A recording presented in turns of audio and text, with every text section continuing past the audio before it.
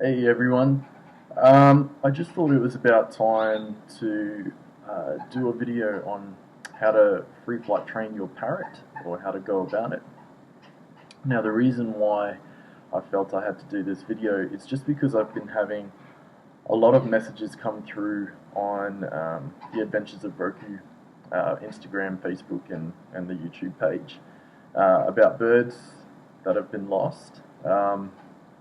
So essentially, owners have tried replicating the same process, or they've found information elsewhere about free flight, been intrigued, which is awesome, but they've lost their birds, and then they've sent me these messages.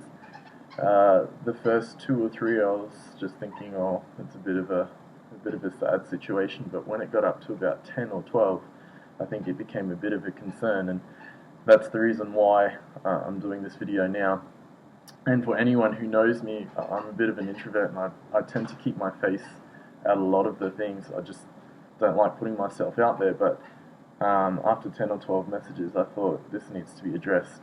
So as I was looking online, especially on social media, there's a lot of people who, some have tens and thousands of followers, but it's really important to remember that when you see these people, even when they've got such a large following, it doesn't equal a qualification for them, it doesn't equal expertise, it doesn't equal knowledge. And you need to really source and find out, is the information that they're putting out there based on science? Because free flight is science-based, and if you understand the developmental stages, if you understand natural behaviors, identifying behaviors which are good or bad, it can really, really impact whether you have a negative experience or a positive experience. And this is crucial. So what I'm encouraging is when people ask me, how do I free flight train my parrot, I will always and continue to redirect them to the link down below. That website there has the only science-based free flight course that I know of. If there are any other science-based free flight courses, post them below so that we can all have a look. I think it's really important that people are redirected to the right places for the right training. This notion of recall training being free flight training is a very dangerous notion. You can have 100% recall indoors. The moment you go outside, you can lose your bird within 10 seconds. It's not recall based, because technically you can free fly a bird without any recall whatsoever. And it's really important to understand this. It's really important to understand that, yes, there are many styles of free flight, but there is only one science to it. And if you understand that science, which isn't that hard to get, if you understand it, you can see why some styles work particularly well and others don't. And that's because some are working with nature and some are working against. And essentially we want to do the very best thing for our birds. We want to give them enrichment, and we want to provide the utmost safety. And to do that, we need to invest in training and invest in the right knowledge. And as far as I can see, or as far as I know, the Liberty Wings course is the only science-based free flight course specific to parrots that I can find. If there are any others, then as I said, post them below, because I'd love for people to be able to be redirected to the right areas. Another issue I've found is people who have looked at the information and been very intrigued in doing free flight, but been put off by the price. I personally don't think the price is that much for what you're getting. You've got to look at it like this. You are providing the utmost best chance for your bird to have the enrichment and the safety that they need. Don't cut corners when it comes to free flight, because I can guarantee you, if you love your parrot wholeheartedly, and it's a companion parrot, it's part of your family, the moment you lose your bird, you are going to be kicking yourself like none before, and then you will have all of these questions like, would I have lost my bird if I had done the training? If I had the right knowledge, could the mistakes that I made been avoided? And when you do find out that information, and let's say you do, and you do realise that everything that you had chosen to do was a mistake, and that training would have avoided all of that, it's only going to make you feel that much worse. So again, I really encourage you, if it's about money, if you don't have that money, then find and explore other ways to provide enrichment and betterment for your bird. I mean, for me personally, a lot of people think that my agenda is to get everyone outdoors and free flying their birds, and that's not the case at all. I don't feel that way. What I would like to see is wing clipping come to an end. I just feel it serves no purpose for the bird. Science has proven that there is no benefit to wing clipping. That's what I would like to see. I don't expect everyone to go out and do free flight, because at the end of the day, and I'll tell you myself, for anyone who watches the Adventures of Roku videos, yeah, it's fun, but if I'm being brutally honest, there are so many days where I would much rather be inside or having a social life. Free flight takes up a lot of time. It takes up so much time, and once you start free flying, you can't stop. It's not fair to your bird. So it's not fair to Roku and Cora if I just randomly stop, and that's when they can run into a lot of issues. So there is that time aspect.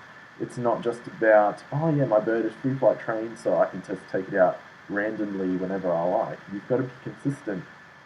You've got to keep it going. So I don't expect by any means everyone to be outdoors free flying. I encourage everyone, if it's about finance, then just don't free fly. You know, there's plenty of other ways to give your bird an enriching life indoors. Until you're ready to be able to invest that money and that time, then that would be the time to do it. But don't cut corners. Don't take information from anywhere online if it's not science based. It's just too dangerous, and there are too many people losing their birds. We've really got to crack down on this, and there's got to be a nice standard when it comes to free flight. As I had mentioned before, recall training is not free flight training. So almost everywhere that I look, you can see people doing recall, and yeah, it's fantastic, it's great. But if that is your foundation for free flight, you're going to have a lot of issues, and you're going to run into a fair bit of problems. So it's really important to understand that recall training is not free flight training. It makes up a small percentage of what's actually going on. As I said before, you can have 100% recall indoors, in larger outdoor gyms or whatever you may be using, but the moment you go outside, it doesn't necessarily translate, and it doesn't work that way. You can lose your bird within seconds, within minutes. Even if you have successful goes for the first few days, for a few weeks, without understanding those developmental stages or recognizing the behaviors, it can change. It can change weeks later, months later, or if new external factors come into play, because we can't control what's outdoors. If they come into play, your bird can take off as well. And not knowing the science behind it can really determine whether you'll get your bird back or not, or whether it can be even taken by a bird of prey. So that's something we want to avoid. Another question that I've had put to me is that is any bird able to be trained to free fly? And unfortunately, the answer is no. And that comes down to birds being able to learn key essential flight skills within certain developmental stages. If they haven't learnt them in these stages, it's arguably very, very difficult to learn outside of that. If they do, they're still, you can almost always say that they're not going to be the same as a bird in the wild in terms of flight skill, or a bird that has fledged naturally, or developed those skills the way that they should have. Another one is harnesses. I think bird harnesses are fantastic. They're a great way to get your bird outdoors, get them in the sun, provide them some enrichment. However, harnesses are not a tool to be used for free flight. And again, if you understand the developmental stages and how the flight skills are learned, you can see how harnesses are very detrimental. So if you choose to use a harness as a tool for free flight, it is taking that risk that down the track, even if you've got success in the beginning, you're going to have a handicapped flyer. And if you're free flying outdoors, you don't want a handicapped flyer. It's only going to lead to trouble. So for those of us that are already currently free flying, just remember that when you post your videos on social media, there's an endless amount of numbers of people who can watch those videos. People who don't understand the process, people who don't understand what's involved, they just see it as it is. And as it is, it looks fantastic, it looks great, and the birds are happy, everyone's having fun. But that's the danger, and people are going to try and replicate that. People literally will take their birds that they love and just randomly go outside and try and get them to fly based on this notion that, my bird really loves me, so they'll come back. And just while I touch on that, that's not the case.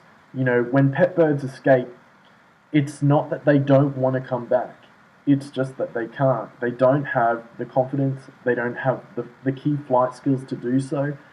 If they're chased by native birds or a bird of prey, they don't have those flight skills to be able to effectively get away, so a lot of the time they're taken or they're killed.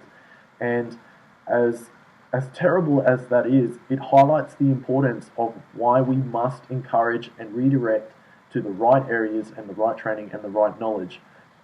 And I can't say it enough.